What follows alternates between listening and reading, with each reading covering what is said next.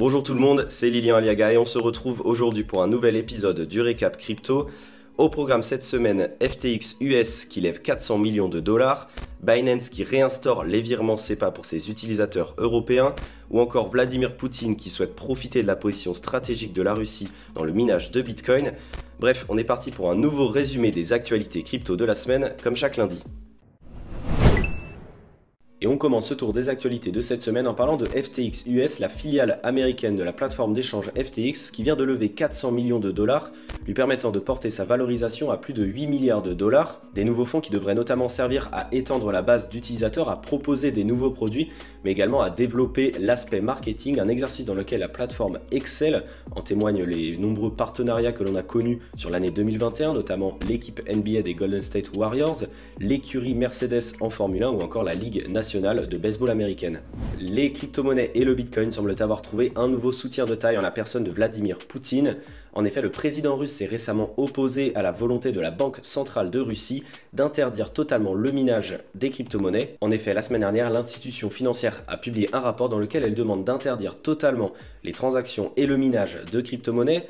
Les raisons mises en cause, comme d'habitude, sont les mêmes, l'impact pour l'environnement, les risques de volatilité, mais également le fait que le Bitcoin ressemble à un schéma de type Ponzi. Toutefois, il semblerait que Poutine ne soit pas totalement d'accord avec ces déclarations, et notamment au sujet du minage de Bitcoin.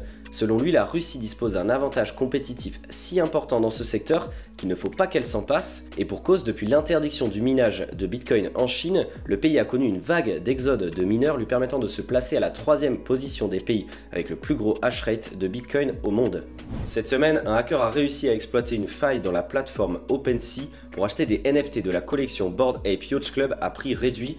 En effet, l'individu en a acheté plusieurs pour des dizaines de milliers de dollars, alors que le prix plancher, c'est-à-dire le prix le plus faible de vente d'un de ces NFT, est plutôt situé autour des 200 000 dollars l'unité. Concrètement, que s'est-il passé? Eh bien, pour faire simple, lorsqu'un utilisateur de la plateforme OpenSea liste un NFT à la vente et qu'il souhaite modifier le prix minimum de vente de ce NFT, eh bien, il est obligé de payer des frais supplémentaires de transaction qui peuvent s'avérer très importants sur la blockchain Ethereum. Or, pour contourner ce problème, les utilisateurs ont trouvé une alternative qui fonctionne bien. Sans frais, il suffit tout simplement d'envoyer ce NFT sur un autre portefeuille, puis de le récupérer sur son portefeuille principal, ce qui permet de supprimer le listing initial de ce NFT. Et c'est là que cette faille se crée sur OpenSea, puisque le prix a beau avoir disparu en apparence sur la plateforme, il est toujours disponible et accessible dans l'historique, et c'est ça que l'utilisateur a exploité pour acheter ces NFT à prix réduit. Et pourquoi à prix réduit? Eh bien tout simplement parce que la collection a connu un tel engouement que son prix, il y a quelques mois, est dérisoire par rapport au prix que l'on connaît aujourd'hui. On file du côté du Salvador et on va parler du Fonds monétaire international, le FMI, qui a publié des extraits de discussion avec le gouvernement du petit pays sud-américain au sujet du Bitcoin, et leur position ne semble pas avoir évolué d'un iota. En effet, le FMI s'est opposé une nouvelle fois à l'adoption du Bitcoin en tant que monnaie légale au Salvador. Pire encore, elle exhorte le pays à abandonner l'utilisation des crypto-monnaies en raison des risques financiers qu'elles causent pour ses habitants. Ces réprimandes ne sont pas nouvelles de la part du FMI, mais cette fois-ci le contexte est différent. En effet, le Salvador est en train de négocier un prêt d'1,3 milliard de dollars auprès de l'institution financière qui ne risque pas d'être accepté tant que le pays n'abandonnera pas l'idée de faire du Bitcoin une monnaie légale.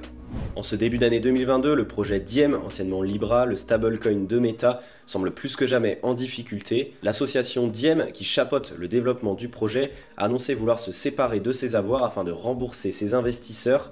Parmi ceux-ci, on retrouve notamment des grandes entreprises comme Uber, Spotify, Coinbase ou bien entendu Meta qui détient un tiers du projet. Un projet qui coule lentement depuis quelques mois et qui devrait terminer de s'éteindre discrètement. Une preuve supplémentaire que même tout le poids de Facebook n'a pas suffi à faire perdurer la crypto-monnaie face aux régulateurs.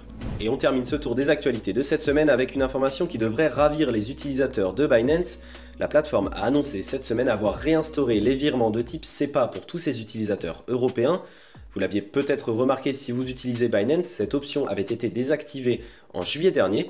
Eh bien, elle sera rendue disponible à nouveau petit à petit dans les pays de l'Europe à partir du 26 janvier, à commencer par la Belgique et la Bulgarie.